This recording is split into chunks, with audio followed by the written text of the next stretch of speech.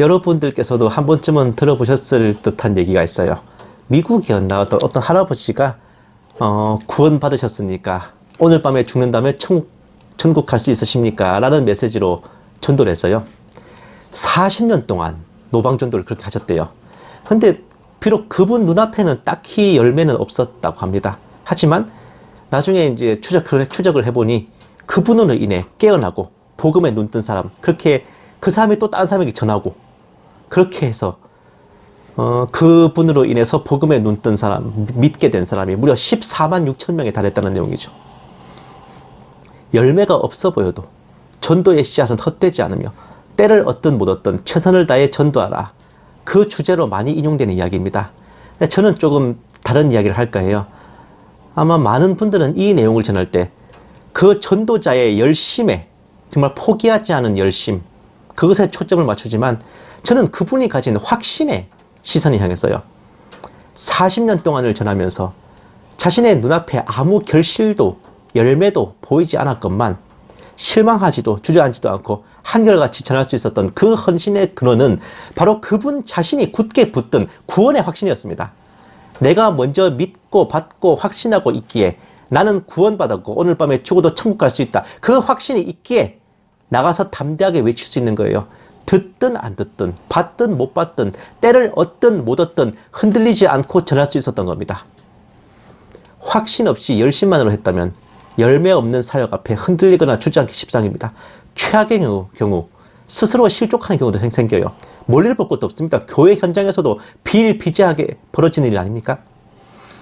오직 우리가 은혜로 받은 구원을 믿고 온전히 확신할 때만이 진정으로 헌신하고 일어설 힘과 능력이 가능한 겁니다.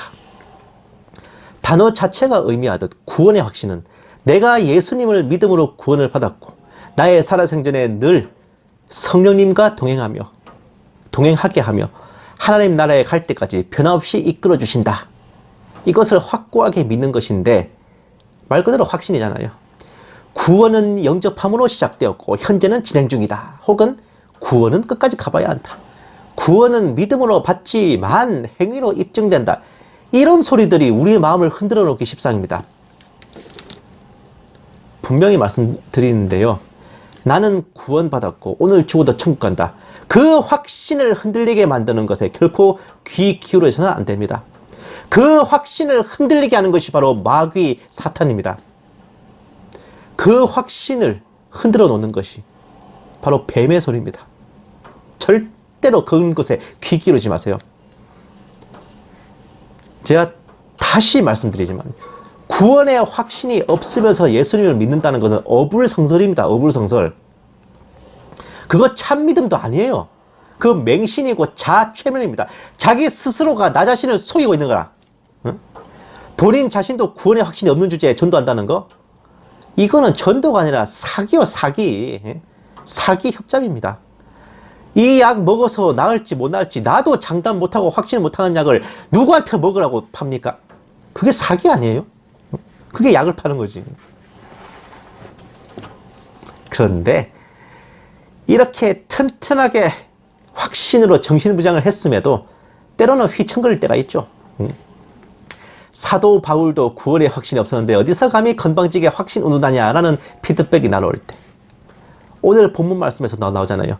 이미 얻었다 함도 아니요 온전히 이루었다 함도 아니고 그것을 잡으려고 달려가는 중이다. 달려갑니다. 아직 내가 잡은 줄로 여기지 않고 표대를 향하여 부르신 상을 향해 달려간다.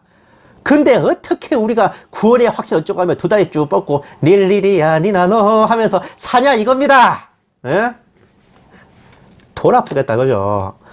어지간히 구원의 확신이 있으신 분들도 저쪽에서 요 대목 꺼내들면 말문이 탁 막히시는 경우가 적지 않아요. 과연 사도 바울은요 구원의 확신이 정말 없었을까?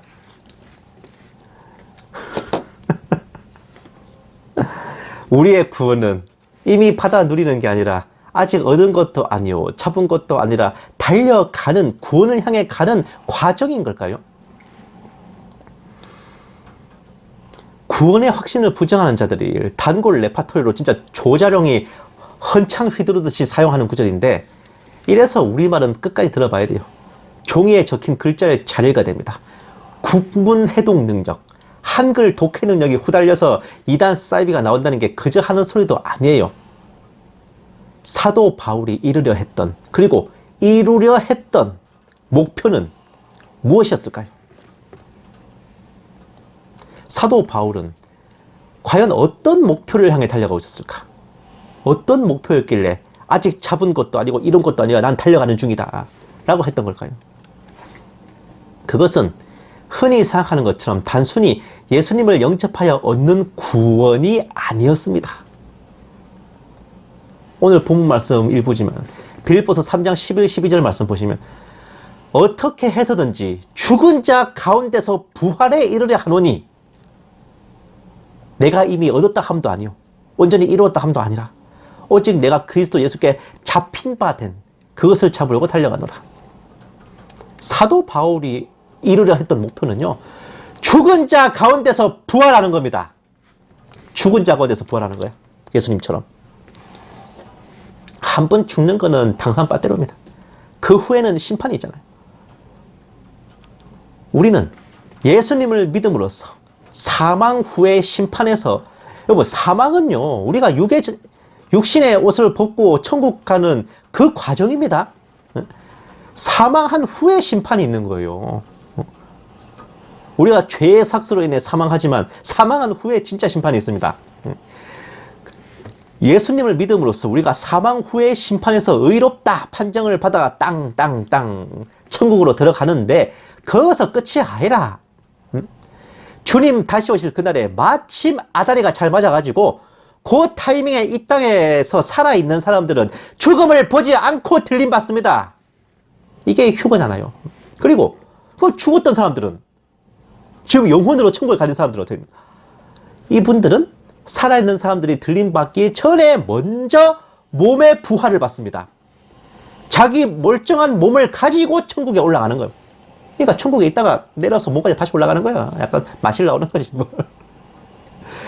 휴거를요, 죽음을 보지 않고 들림받는 그것만이라고 생각하시는 경우가 많은데, 이미 죽은 성도의 몸의 부활도 포함됩니다. 아니, 오히려 그게 먼저야. 죽은 자들, 그리스도 안에서 죽은 자들이 먼저 일어나고 그 후에 우리 살아남은 자들도 올라간다고 그러잖아요.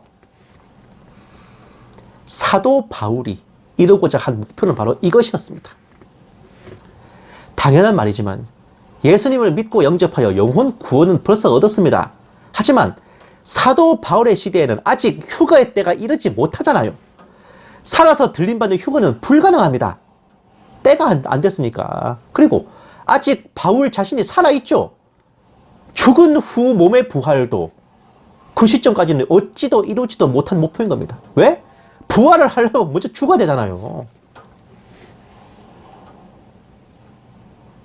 이런 원리입니다. 사도 바울은 자신이 예수님을 믿어서 얻은 구원은 이미 받아놓은 것이고, 그렇게 예수님께 잡힌 바 된 자신이 앞으로 다가올 몸의 부활, 그리고 천국에서 얻게 될 상급을 향해 달려가고 있음을 전했던 겁니다.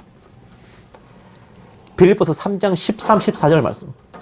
형제들아, 나는 아직 내가 잡은 줄로 여기지 아니하고 오직 한 일, 즉 뒤에 있는 것은 잊어버리고 앞에 있는 것을 잡으려고 표대를 향하여 그리스도 예수 안에서 하나님이 위에서 부르신 부름의 상을 위하여 달려가노라.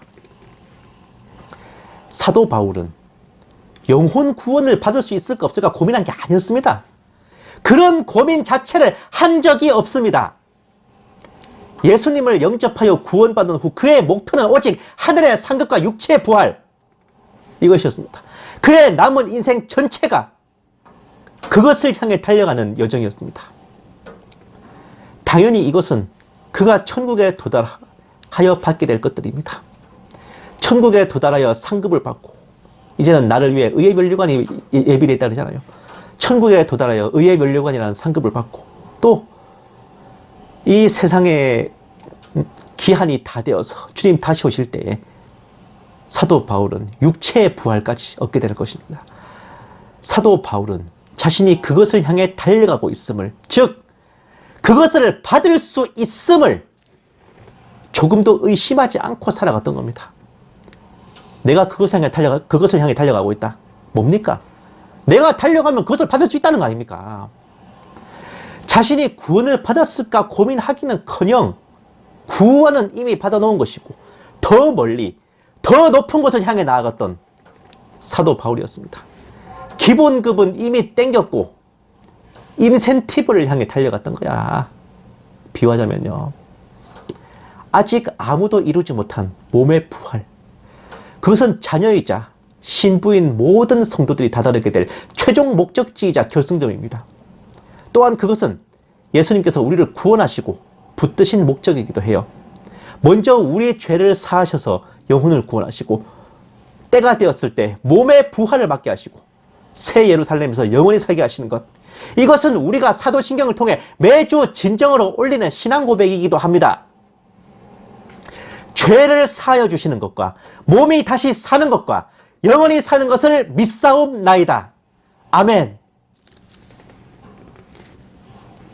이렇게 우리 모두 고백하고 있지 않습니까? 오늘도 고백하지 않으셨습니까? 우리는 예수님을 믿어 구원받기 전에는 인생의 목표가 나 자신, 육신, 세상을 위한 것이었죠. 구원받은 후에는 인생의 목표가 바뀌었습니다. 천국을 바라봐요. 하나님의 영광을 위해 삽니다. 주님 다시 오심을 사모하고 우리가 주님 나라로 갈 것을 사모합니다. 그 마음으로 그렇게 살아간 끝에 도달하는 것이 바로 부활입니다. 우리가 이미 구원을 받았기에 한시도 이 은혜와 기쁨을 흔들지 말고 우리를 사랑하시고 택하여 주신 하나님의 영광을 위해 살고 저 본향 천국을 바라보며 우리도 살아가야 할 것입니다. 우리의 살아가는 모든 삶은 우리의 본향 천국과 영원한 부활을 향한 그것을 향해 달려가는 여정입니다. 의심하기에는 너무 큰 사랑이야. 흔들리기에는 너무 귀한 은혜입니다. 1000만 번 죽어도 다시 씻지 못할 죄를 예수님의 보혈로 사하여 주시고 우리 힘과 능력으로 결코 이루지 못할 구원을 베풀어 주신 아버지께 감사 찬양 드리기에도 모자란 것이 시간이고 세월입니다.